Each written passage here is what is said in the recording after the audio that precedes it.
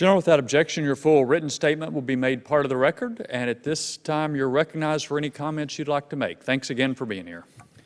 Well, thank you, Chairman Thornberry and Ranking Member Smith, and distinguished members of the committee. I'm honored to testify today as the Commander of the United States European Command on behalf of over 60,000 permanently signed service members, as well as civilians, contractors, and their families who serve and represent our nation in Europe. Thank you for your support.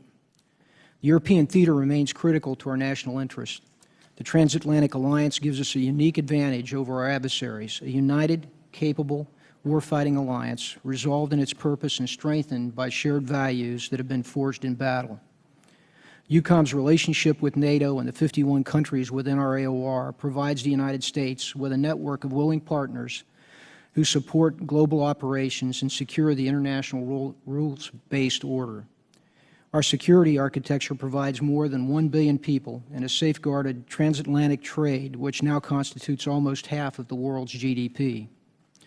However, this security architecture is being tested, and today we face the most dynamic European strategic environment in recent history. Political volatility and economic uncertainty are compounded by threats to our security system that are transregional, multi-domain, and multifunctional. In the East, a resurgent Russia has turned from partner to antagonist as it seeks to reemerge as a global power. Countries along Russia's periphery, including Ukraine and Georgia, struggle against Moscow's malign activities and military actions.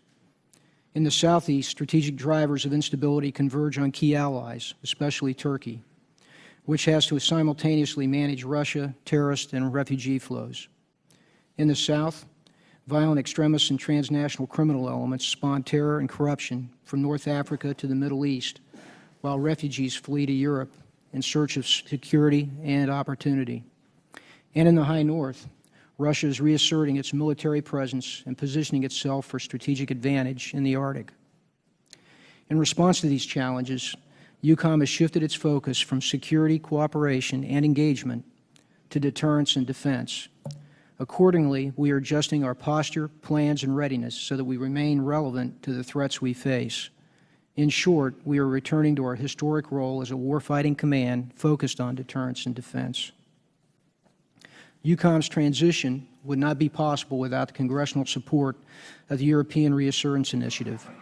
Thanks in large measure to ERI, over the last 12 months, EUCOM has made clear progress with an enhanced force presence, complex exercises and training, infrastructure improvements, increased pre-positioning of equipment and supplies, and partner capacity building throughout Europe. But we cannot meet these challenges alone. In response to Russian aggression, EUCOM has continued to strengthen our relationship with strategic allies and partners, including the Baltic nations, Poland, Turkey, and Ukraine. EUCOM has also strengthened ties with Israel, one of our closest allies. Above all, EUCOM has supported the NATO alliance, which remains, as Secretary Mattis said, the bedrock of our transatlantic security. Thus, the EUCOM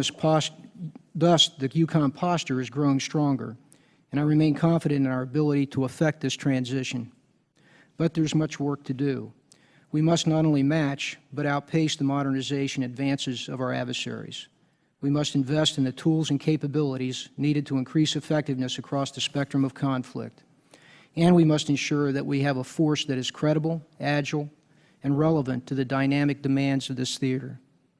To this end, EUCOM has identified the following focus areas: ISR collection platforms to improve timely threat information and strategic warning, land force capabilities to deter Russia from further aggression, enhanced naval capabilities for anti-submarine warfare, strike warfare, and amphibious operations, pre-positioned equipment to increase our responsiveness to crisis, and enhanced missile defense systems. Let me conclude by again thanking this committee's members and staff for their continued support of EUCOM, not only through increased funding, but also by helping us articulate the challenges that lie before us. Support from the other leaders, and above all from the public at home and across Europe, is vital in ensuring that we have a ready and a relevant force. This remains a pivotal time for EUCOM as we transition to meet the demands of a dynamic security environment, and I remain confident that through the strength of our alliances and partnerships, and with the professionalism of our service members, we will adapt and ensure that Europe remains whole, free, and at peace. Thank you, and Chairman, I look forward to the questions.